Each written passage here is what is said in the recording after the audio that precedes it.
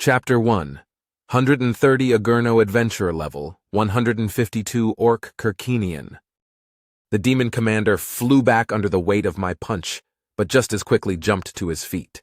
My fist had split his face and likely cracked his skull, but his regeneration ensured that it hadn't been a killing blow. That damned regeneration ability had finally begun to slow down, though. I noticed that everything seemed a little brighter and stole a glance at the sky. The sun had begun to peek over the horizon, signaling the beginning of a new day. I'd lost count of how many times the sun had watched our fight. Was it 4 or 5? I asked quietly. The demon lunged forward and I raised Grammar to block the slash at my neck and countered with a kick that sent him flying back again. The lunge had been noticeably slower than it had before, too.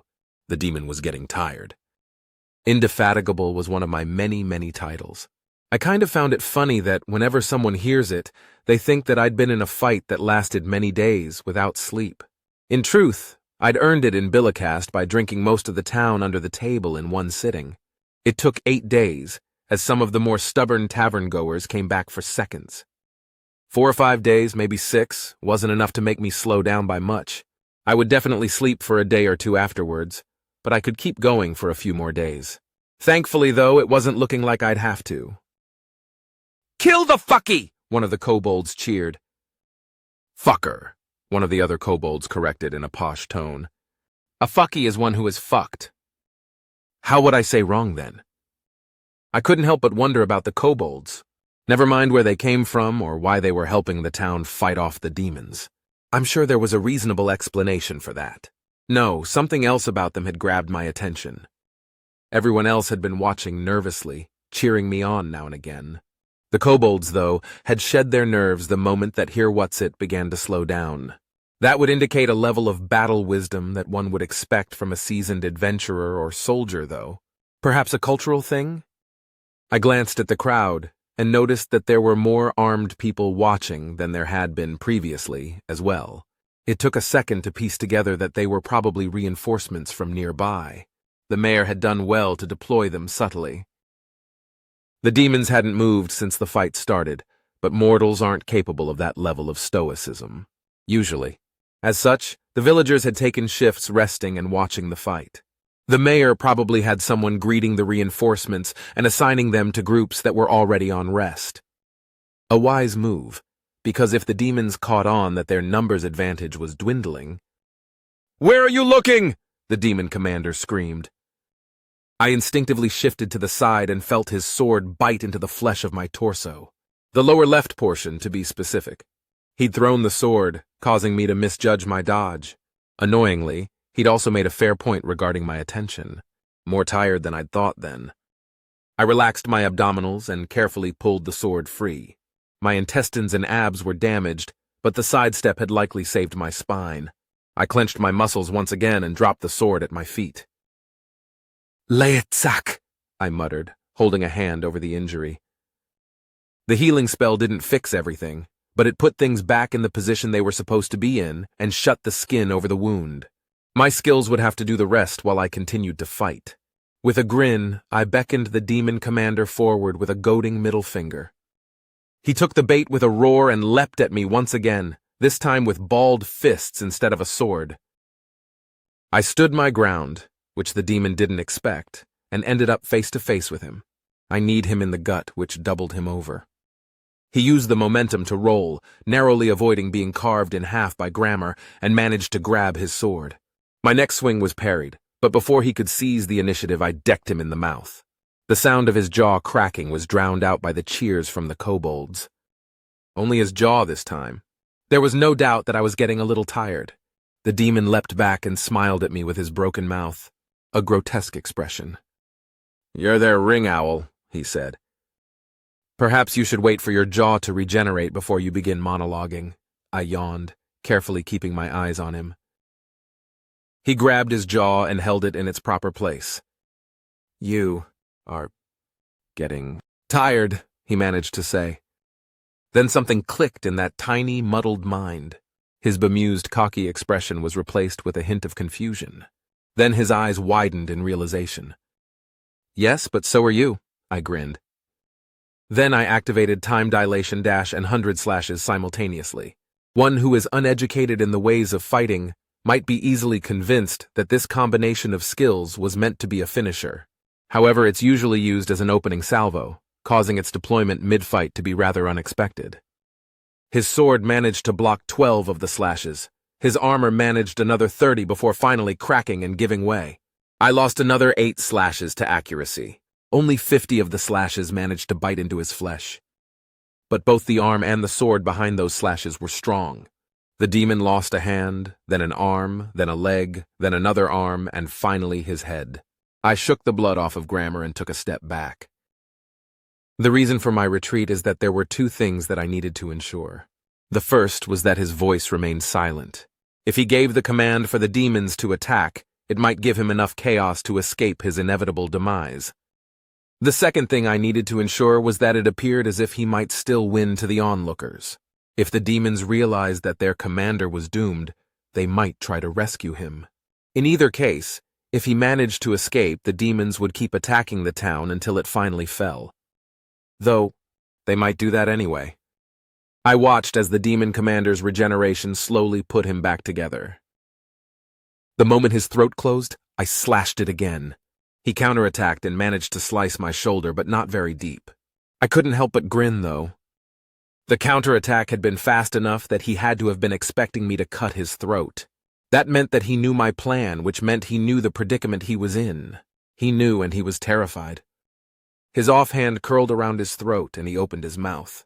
His blade slid up defensively, but I grabbed it with my offhand and shoved Grammar through his open maw. His hands went limp as my sword pierced his spine.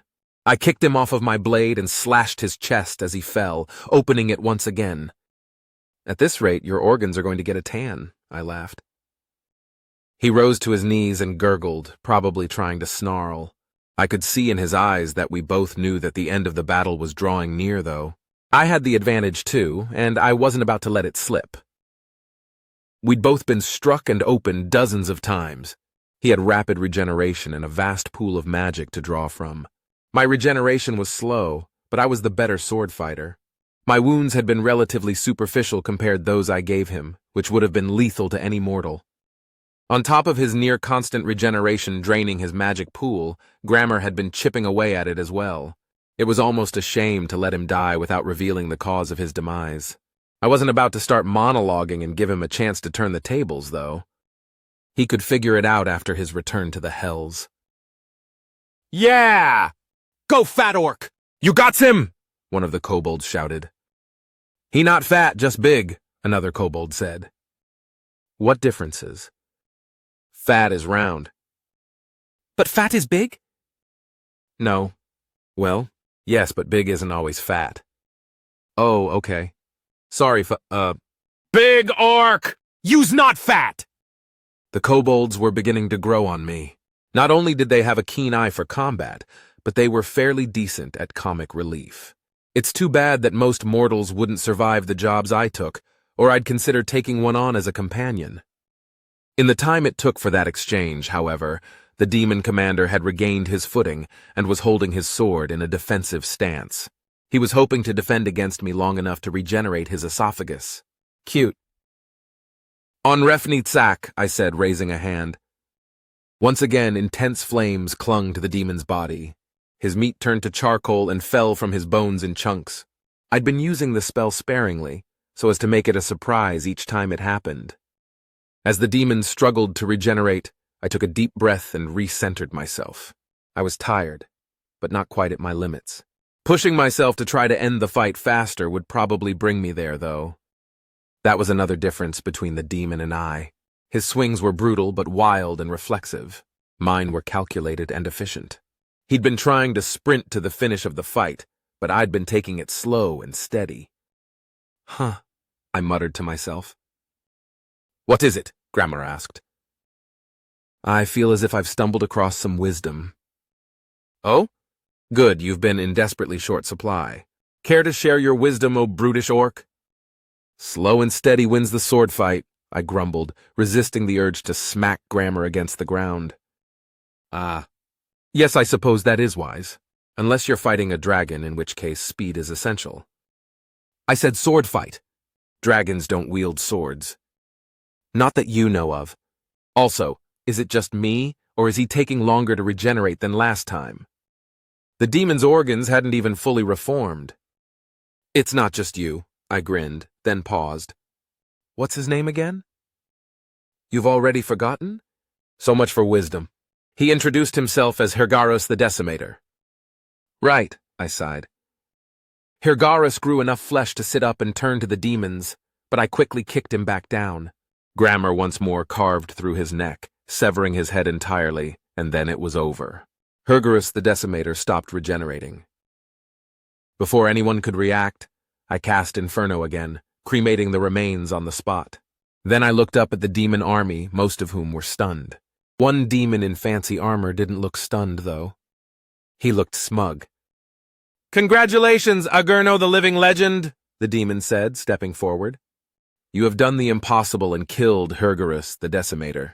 That's quite the blade you have there. Thank you, Grammar said. Shh, I whispered. I am Thalomus the Immolator, and I believe that such an accomplishment is deserving of a reward. The demon gave me a courteous bow. Perhaps a day of rest before we recommence our battle? I think I'd prefer if you lot return to the hells from whence you came, I replied, cracking my neck. I'm sure the defeat of this pile of ash would be enough justification to save face with your commander. Perhaps. Though I fear our commander is a bit less impressionable than what you're likely used to. He gave us an order, you see, and wouldn't consider the death of one demon to be nearly enough justification for us to disobey him, no matter whom that demon happened to be. He said that we must take this town, so I'm afraid that we simply must take this town.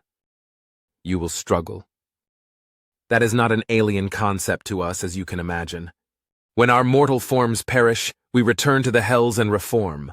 Then we return to fight once more. While I doubt Hergaros will be able to any time soon, the majority of us will keep coming back, over and over and over again until every last defender has died or surrendered. Then we'll capture those that remain and wait for the orcs to arrive. I needed another few moments to regain my stamina. Ideally, a couple of days' rest as well as food and drink. A breather would have to do, and this new enemy seemed keen on talking my ears off, so I decided to let him. And what makes you believe that you won't be completely annihilated by the armies of the unified chiefdoms? I asked. Why, by using a tactic as old as warfare itself. A simple ambush! The demon grinned, and his face morphed into that of an elf. A disguise? If all of them could do that, they'd definitely take my brother's forces by surprise. Still one flaw in the plan, though. Ah, I see. A tactic with enough deviousness to be worthy of the denizens of the hells. And what's preventing my brother's forces from finding out about your plan? I asked. We're not ignorant enough to believe that there haven't been people who fled, but they've fled into the empire of Calcuti, Thalamus explained. It will take them weeks, perhaps even months to bypass the terrain here and enter the unified chiefdoms. Even if they were to try other means of warning the chiefdoms, said warning would arrive too late. By then we'll have dealt a hefty blow and taken up a defensive position, delaying their reinforcement of your dwarven allies. Clever. Too clever, perhaps, for it relies heavily on timing. What if the Emperor doesn't request aid? Oh, he will. But on the off chance that he delays that request, if we don't see the orcs approaching within a certain time frame, we'll abandon our plans of ambush and simply take up defensive positions. Either way, I'm afraid we need to take this town. Oh, so it is a clever plan, I chuckled, shifting my weight subtly. It's such a shame that it didn't account for me. The moment I finished my sentence, I lunged, intending to take the demon's head. He blocked my slash and smirked, an expression which disappeared the moment my knee made contact with his groin. I grabbed his sword arm by the wrist and squeezed, crushing the bones within. This caused his sword to fall to the ground and Grammar to bite deep into his collar. Thalomus winced with pain, then his eyes widened with what could only be horror. He leapt back, holding the wound I'd inflicted. "Retreat!" he commanded and ran away. I remained in place, stunned by the attitude shift. The demons were also stunned, but quickly followed their commander. I came to the realization that Thalomus must have deduced what Grammar was capable of, and was deathly afraid of being struck by it again.